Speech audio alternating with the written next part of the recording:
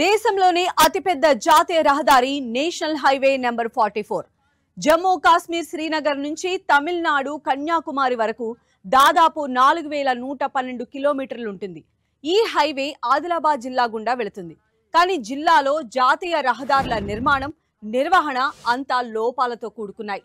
దీంతో నిత్యం ఏదో ఒక చోట ప్రమాదాలు జరుగుతున్నాయి. ఇంతకీ ఆదిలాబాద్ జిల్లాలో రహదారుల పరిస్థితి ఏంటి? NH44 లో లోపాలేంటి? దీనిపై మా ప్రతినిధి ప్రేమ్ కుమార్ అందించే గ్రౌండ్ రిపోర్ట్. మన దేశంలోనే అతిపెద్ద నేషనల్ హైవే NH44. ఈ హైవేపై ప్రతినిత్యం ఏదో ఒక చోట ప్రమాదాలు జరుగుతూనే ఉన్నాయి. వాస్తవానికి ఇక్కడ జరిగే ప్రమాదాలకు గల కారణాలు ఏంది, నిత్యం ప్రమాదాల్లో ప్రజలు ప్రాణాలు కోల్పోవడానికి రీజన్ ఏంటన్నది ఈరోజు గ్రౌండ్ రిపోర్ట్లో చూద్దాం. ఆదిలాబాద్, నిర్మల్ జిల్లాల మీదుగా వెళ్తున్న దేశంలోనే అతిపెద్ద రహదారి NH44. ఇది అతిపెద్ద రహదారే కాదు, ప్రమాదాలు ఎక్కువగా జరిగే రహదారిగా కూడా NH44కి పేరుంది. గతంలో దీన్ని NH7గా పేరుండేది. రీసెంట్గా దీన్ని పేరు మార్చారు. ఇది మొత్తం కూడా జమ్మూ కాశ్మీర్లోని శ్రీనగర్ నుంచి కన్యాకుమారి వరకు మొత్తంగా 4112 కిలోమీటర్లు ఈ రహదారి పూర్తిగా వెళ్తూ ఉంటుంది. అయితే ఆదిలాబాద్, నిర్మల్ జిల్లాలో మాత్రం ఇది 120 కిలోమీటర్లు దాదాపుగా ఈ హైవే విస్తరించి ఉంది. సో ఈ 120 కిలోమీటర్ల ప్రాంతంలో చాలా బ్లాక్ స్పాట్స్, హాట్ స్పాట్స్ ఉన్నాయి. ఆ ప్రాంతాల్లో రెగ్యులర్గా ప్రమాదాలు జరుగుతూ ఉంటాయి. గతంలో పోలీస్ అధికారులు కావచ్చు, రవాణా శాఖకు సంబంధించిన వాళ్ళు కూడా కొన్నిటి బ్లాక్ స్పాట్గా గుర్తించిన పరిస్థితి ఉంది. చూడొచ్చు, ప్రస్తుతం మనం విజువల్స్లో చూస్తున్న ఈ ప్రాంతం అంతా కూడా గుడెత్నూర్ మండలానికి సంబంధించిన ప్రాంతం. గుడెత్నూర్ మండలంలో మేకలగండి అని చెప్పి పిలుస్తారు. ఇది కేవలం యాక్సిడెంట్లకు ఫేమస్ ప్రాంతం. ఇది మేకలగండి అంటేనే ఇక్కడ ప్రమాదం జరిగితే దాదాపుగా ఎవరు బతకరు అన్నది ఒక రకమైన ప్రచారం జరుగుతూ ఉంటుంది. మేకలగండిలో ప్రమాదం జరిగిందంటే ఖచ్చితంగా ఆ వాహనంలో ఎందరినో అంతమంది ప్రాణాలు కోల్పోతారని చెప్తారు. అలా వందల సంఖ్యలో ఇక్కడ యాక్సిడెంట్లు జరిగాయి. అదే స్థాయిలో మరణాలు జరిగాయి. చాలామంది క్షతగాత్రులు అయ్యారు. ప్రమాదం నుంచి చాలా తక్కువ మంది బయటపడిన వాళ్ళు ఉంటారు. ఎందుకంటే ఇదంతా కూడా హైవే చాలా కొంత లోపవిష్టంగా మనకు చాలా స్పష్టంగా కనిపిస్తుంది నిర్మాణ సమయంలో.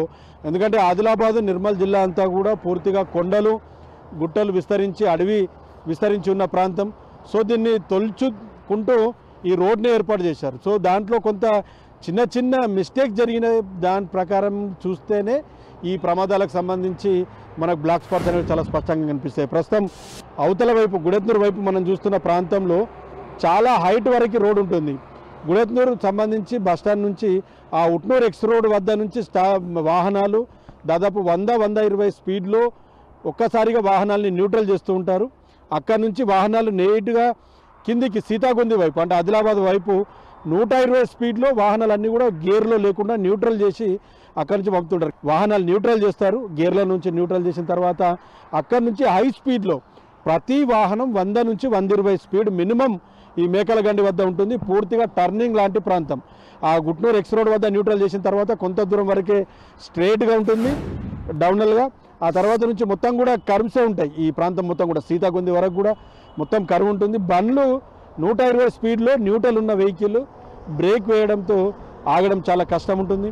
చూడొచ్చు, ఒక బండి వెనుక ఒకటి అన్ని న్యూట్రల్, బస్సులు, లారీలు, కార్లు, ప్రతి వాహనం న్యూట్రల్ చేసి ఇక్కడ పోటీ పడుతున్నట్టు కనిపిస్తాయి ఈ మేకలగండి ప్రాంతంలో. ఎందుకంటే పైన ఎత్తు నుంచి కొండ ప్రాంతం నుంచి దిగువకు వాహనాలు వస్తాయి కాబట్టి ఎక్కడ చూసినా కూడా ఈ దిగువనకు ఆదిలాబాద్ వైపు వెళ్ళే వాహనాలన్నీ కూడా ఒక్కసారిగా న్యూట్రల్ కావడంతో ఒకదాని పక్కకు ఒకటి, కేవలం ఇది పేరుకు 4 లైన్ కానీ ఇటువైపు 2 వాహనాలు లారీలు, అటువైపు 2 లారీలు అంటే 4 లైన్గా ఉన్న ఈ లాంట్లో 3-4 వాహనాలు ఒక్కసారిగా ఓవర్టేక్ చేసుకొని వెళ్ళడానికి పోటీ పడుతూ ఉంటాయి. అలాంటి పరిస్థితుల్లో కొంచెం 1 ఫీటు, అర్ధ ఫీటు అటు ఇటు అయినా కూడా వాహనాలు భారీ సంఖ్యలో ప్రమాదాలకు గురవుతాయి. దానికి తోడు ఈ ప్రాంతంలో కొంత వర్షాకాలం, చలికాలం పెద్ద మొత్తంలో పొగమంచు దట్టంగా కమ్ముకొని ఉంటుంది. ఆ టైంలో కూడా ప్రమాదాలు జరుగుతూ ఉంటాయి. సో ఇదంతా కూడా మెయిన్ స్పాట్. ఇది 120 కిలోమీటర్లు ఆదిలాబాద్, నిర్మల్ జిల్లా హైవే 44లో అత్యంత ప్రమాదకరంగా, అత్యంత రోడ్ యాక్సిడెంట్లు జరిగే స్పాట్గా ఈ మేకలగండిని చూస్తూ ఉంటారు. హాట్ స్పాట్స్ ఏవైతే, బ్లాక్ స్పాట్స్ ఏవైతే పోలీసులు గుర్తించాలో వాటన్నింటిపైన అక్కడ రోడ్ వైండింగ్ చేయడం, కొద్దిగా స్పీడ్ బ్రేకర్స్ ఏర్పాటు చేయడము, సైన్ బోర్డ్స్ ఏర్పాటు చేయడం లాంటివి కొంత స్పీడప్ చేయాలన్న డిమాండ్ చాలా రోజుల నుంచి ఉంది. సో ప్రస్తుతానికైతే ఈ ప్రాంతం మేకలగండి ప్రాంతం అయితే చాలా ప్రమాదకర స్థాయిలో ఉన్న పరిస్థితుల్లో సో మిగతా ప్రాంతాలు కూడా అక్కడక్కడ యాక్సిడెంట్లు జరుగుతున్నాయి కాబట్టి ఈ నేషనల్ హైవే 44ని 6 లైన్గా మార్చాలన్న డిమాండ్ చాలా రోజుల నుంచి ఉంది. సో దీనిపైన ట్రాఫిక్ కూడా చాలా విపరీతంగా పెరిగిపోయిన నేపథ్యంలో నేషనల్ హైవేని 6 లైన్గా మారిస్తే మినహా ఇక్కడ ప్రమాదాలు తగ్గవు అన్నది మాత్రం ఎక్స్పర్ట్ చెప్తున్న పరిస్థితి ఉంది. NH44 నిర్మాణ సమయంలో చిన్న చిన్న లోపాలు సరిచేయకపోవడం వల్ల చాలా ప్రమాదాలు జరిగి ప్రాణాలు కోల్పోతుంటే దానికి తోడు భారీ వర్షాలు భారీ వాహనాల రాకపోకల వల్ల రోడ్డు డ్యామేజ్ అయ్యి ఆ ప్రాంతాల్లో కూడా చాలా వరకు ప్రమాదాలు జరిగి ఎంతోమంది వికలాంగులు అవుతున్నారు, తమ ప్రాణాలని కోల్పోతున్నారు. చూడొచ్చు, ఇది నేషనల్ హైవే 44 అద్దంలా మెరవాల్సిన రోడ్డు మొత్తం కూడా గుంతలమయమైపోయి రోడ్డుపై ఉన్న తారంతా కూడా ఎగిరిపోయి ప్రమాదంగా మారిన పరిస్థితి ఉంది. వాహనాలు ఈ రోడ్డుపై వెళ్ళాలంటే టైర్లు మొత్తం కూడా షేక్ అయ్యి వాహనాలు ఒక ½ ఫీట్ వరకు జంపు చేసే పరిస్థితి ప్రస్తుతం ఈ హైవే పైన ఉంది. ఆదిలాబాద్ జిల్లాకి ప్రధానంగా తెలంగాణ మహారాష్ట్ర సరిహద్దులో ఉన్న పెనుగంగ డొలారా గ్రామం నుంచి తెలంగాణ రాష్ట్రంలోకి నేషనల్ హైవే నెంబర్ 44 ప్రవేశిస్తుంది.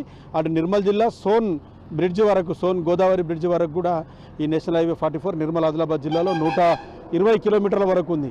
ఈ 120 కిలోమీటర్ల వరకు ఉన్న రోడ్డు ఏదో ఒక వైపు, 2 వైపులా ఉన్న రోడ్లు ఏదో ఒక వైపు రోడ్ అంతా కూడా డ్యామేజ్ అయితే పరిస్థితి. చూడవచ్చు వాహనాలు ఎంత ప్రమాదకర స్థాయిలో జంప్ అవుతూ పోతాయి. దీనికి తోడు లైనింగ్స్ కూడా లేవు. ఎక్కడైతే వాహనాలు టర్నింగ్ చేయాల్సి ఉంటుందో టర్నింగ్ చేయడం కానీ, కొంత స్పీడ్ తగ్గించాల్సిన సైన్స్ కానీ, తెల్లటి గీతలు కూడా రోడ్డుకు అడ్డంగా అక్కడక్కడ స్పీడ్ తగ్గించుకోవాలని వేస్తూ ఉంటారు, అవి కూడా ఎక్కడా లేవు. నిర్మల్ నుంచి ఆదిలాబాద్ వరకు కూడా ఎక్కడ అంబులెన్స్ లేదు. మా ప్రయాణికులు చాలా సుదూర ప్రాంతం నుంచి వస్తారు. ఉత్తర దక్షిణ భారతదేశానికి కలిపే రహదారి కాబట్టి వందల వేల కిలోమీటర్లు ప్రయాణం చేస్తూ ఉంటారు. కాసేపు రిలాక్స్ అవుదామంటే డ్రైవింగ్ చేసేవారికి, వాహనం చేసేవారికి ఎక్కడైతే మధ్యలో రెస్ట్ రూమ్స్ కానీ టాయిలెట్స్ ఏర్పాటు చేశారో అవి ఎక్కడా కూడా పనిచేయట్లేదు.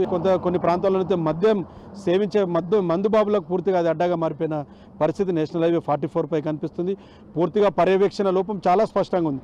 దానికి తోడు హైవే పైన ఇష్టారాజ్యంగా వాహనాల్ని, భారీ వాహనాన్ని పార్కింగ్ చేసి ఉంచడం, సైడ్లలో ట్రక్ లేబైలలో కాకుండా మిగతా చోట్లలో వాహనాలు నిలిపి ఉంచడం, దాన్ని ఎవరు కూడా అక్కడ నుంచి కదిలించకపోవడం వల్ల ఈ పొగమంచు, వర్షాకాలం లేదా కొంత నిద్రమత్తులో ఉన్న వాళ్ళు కూడా వాహనాల్ని వెనక నుంచి ఢీకొని చాలామంది ప్రమాదాలకు గురవుతున్న పరిస్థితి ఉంది. సో పూర్తి స్థాయిలో పర్యవేక్షణ లోపం అనేది NH44 పైన చాలా స్పష్టంగా కనిపిస్తుంది. నేషనల్ హైవేలతో పాటు స్టేట్ హైవేస్పై జరుగుతున్న వరుస రోడ్డు ప్రమాదాలపై కొంత ఆదిలాబాద్ జిల్లా పోలీసులు ముందడుగు వేశారు.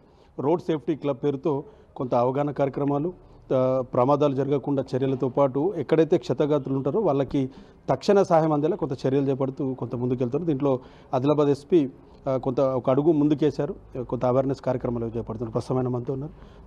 సార్, ఎట్లా పనిచేస్తుంది రోడ్ సేఫ్టీ క్లబ్ అనేది? ఎట్లా డివైడ్ చేశారు? హైవేస్లో కానీ స్టేట్ హైవేస్లో ఎట్లా పనిచేస్తుంది? అంటే ఇప్పుడు మన కరెంట్ డీజీ సార్ ఆదేశం ప్రకారం మనం రోడ్లో ఉన్న ఢాబాలు మరియు petrol pumps, mechanic shops identify చేశాము. అక్కడ ఉన్న వర్కర్స్కి మనం ఈ CPR training plus trauma care ఈ ట్రైనింగ్స్ ఇప్పిస్తున్నాము. ఇది కాకుండా ప్రతి ఊరులో ఒక్కొక్క రోడ్ సేఫ్టీ క్లబ్స్ ఏర్పాటు చేసి 5-6 మందికి సేమ్ ట్రైనింగ్ ఇస్తున్నాము. ఆ మండల్ హెడ్ క్వార్టర్స్లో, PHCస్లో ఈ ట్రైనింగ్ నడుస్తుంది.